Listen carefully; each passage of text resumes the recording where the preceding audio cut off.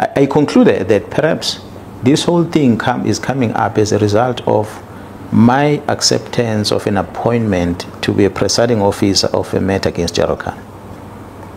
And I believe at the time, because the lawyers were sending me emails and the likes, I started believing that, so someone perhaps wants me to back off from the case, and I will not back off from the case, because I accepted that I'm going to preside over that. There must be fairness on both sides. What is the interest of the employer and what is in the interest of the employee? That's why I went for that hearing. And the matter set, and I felt that I dealt with it fairly. And I cleared Gerald Khan on all those charges that they were leveling against him.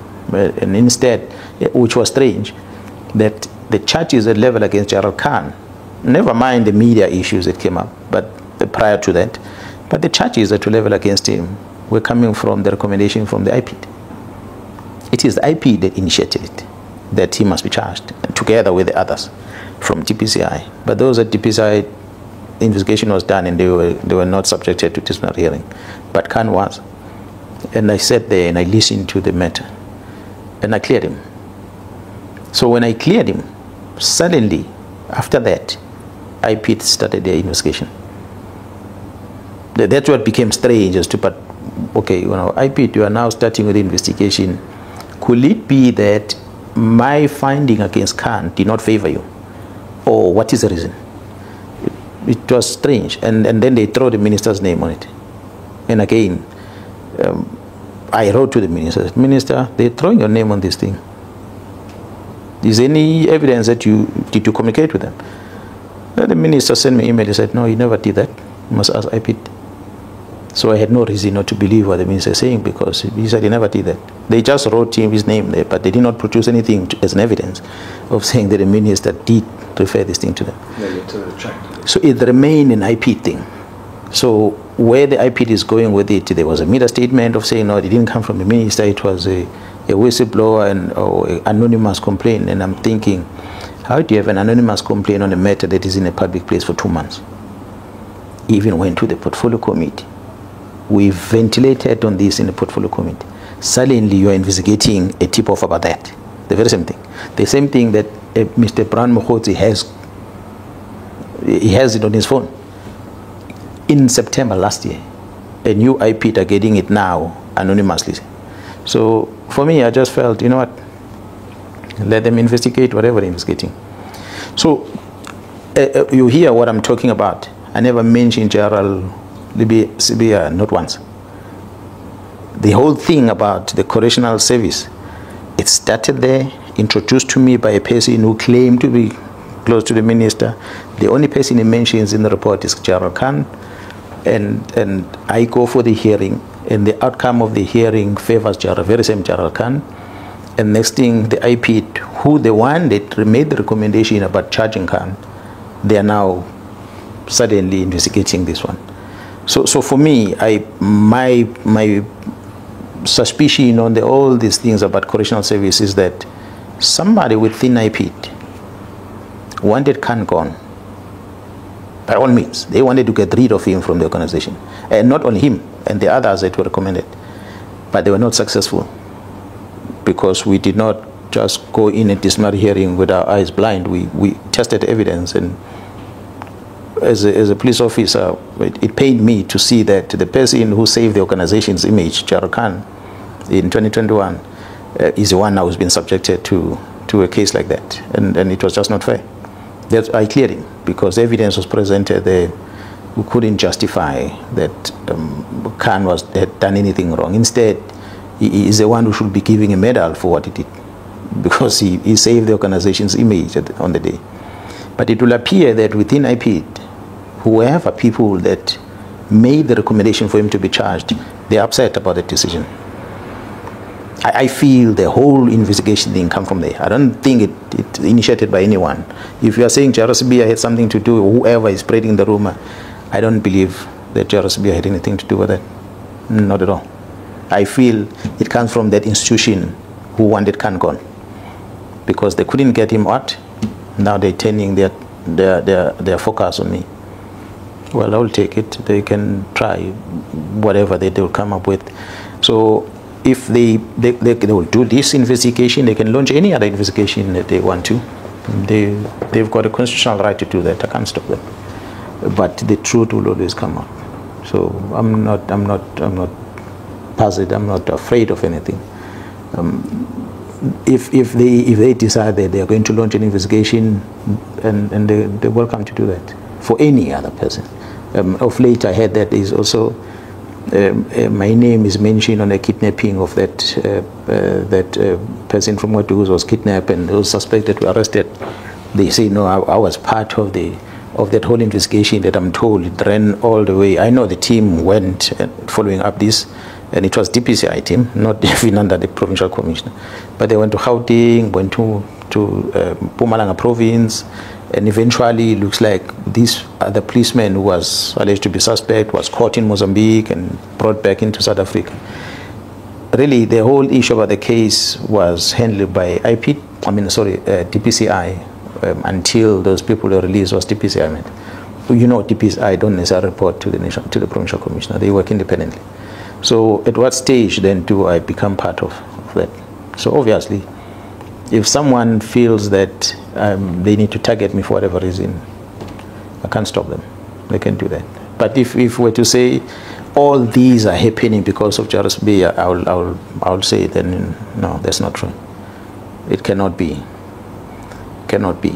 But if maybe there is a worry about, as you are saying, a worry about the other case that is in Johannesburg, that the team from the province political task team is assisting detective in Gauteng with that investigation, if the general feels that perhaps that investigation is directed at him, I wouldn't know. I don't necessarily know the details about every investigation that happens.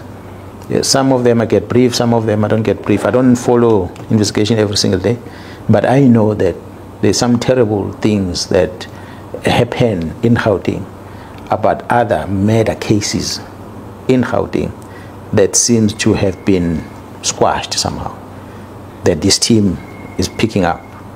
That seems to be an issue, which is for me the interesting one that is coming up. So obviously there will be many people involved. That's why I said senior officers are involved. And I know for a fact that the senior officer starts from a brigadier, so there is a brigadier involved. General, with that said, and you being privy not necessarily to who's implicated, but of the investigation the political task team are doing, are you not painting a target on your back with making the statements about those certain investigations of people at national? Or do you feel that it's your obligation, your duty as a high-ranking SAPS officer to look into those matters, or to have those matters dealt with? Look, let me explain again. Where does it come from that Mkhwanazi starts speaking about people who are uncomfortable about the work that is done by the team from KZN? It is simple because there's someone who influenced the minister to write a letter to the National Commissioner to disband a task team that is deployed in KZN. Someone, who the person is, I wouldn't know. But there is someone who felt that if this team is part of this investigation, they most likely are going to see the end of this investigation. The best is to disband this team. So when you disband this team, those investigations they're busy with are going to fall away. It's against that context that I was making a reference to this. That there's someone somewhere who went and whispered to the minister. Because to me, it doesn't make sense that you're going to be told disband this.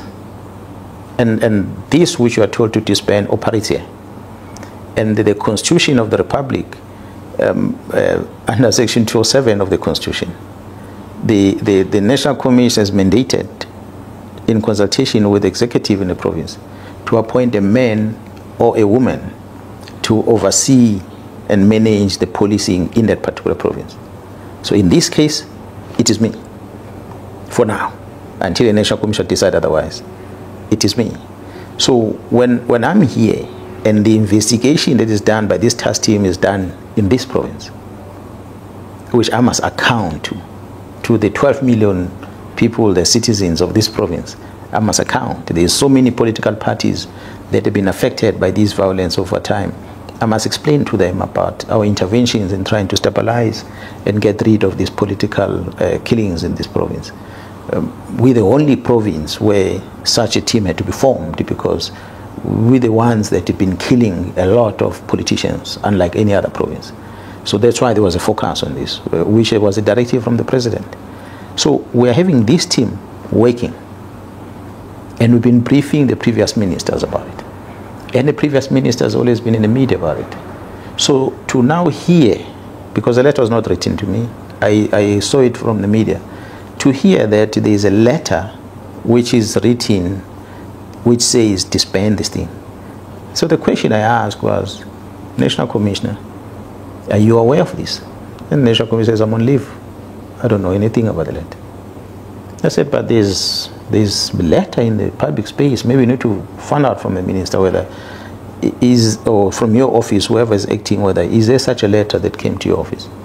Because if the letter comes and say disband something, I feel that the least that must happen is that I must give it an opportunity to brief our principal on it.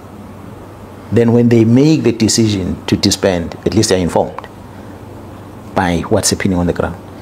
But if you make a decision somewhere and the person responsible for it have not been engaged, it then makes one wonder why.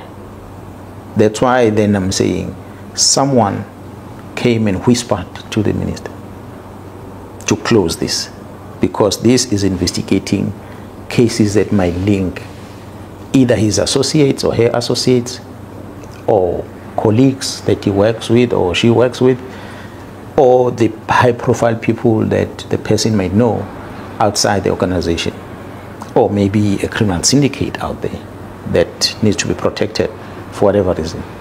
So that's my conclusion. But the question is, who is the person that will have whispered to the minister and influenced the minister to sign a letter to disband the unit? And the timing of it, sign the letter now while the National Commissioner is on leave, so that it can be implemented. When the National Commissioner comes back from leave, this unit is disbanded. Those are the things that were question marks. So when I was talking against that. I said, there shouldn't be someone from the head office who's now going to try and influence the minister to destroy investigations that are happening against crime. Which means, as the team is investigating, they are not only dealing with what they see before them. If suddenly you see a letter like this that says the very same team that is busy must be dissolved, disbanded, someone is fighting this team indirectly by using the authority of the executive to get rid of them, so that they don't do anything further. So it is that what I was fighting for, and I'm still fighting for it. So if that puts a target on my back, it's a tough thing, because the very same members that are investigating, they've got a target on their back for sure, because they are doing the investigations. So I cannot then sit back when my members are working and don't want to be part of that risk that they are involved with. I must be able to understand what risk they have and be able to divert that risk away from them so they can focus on their work. If that risk must come to me, tough luck, it's going to happen.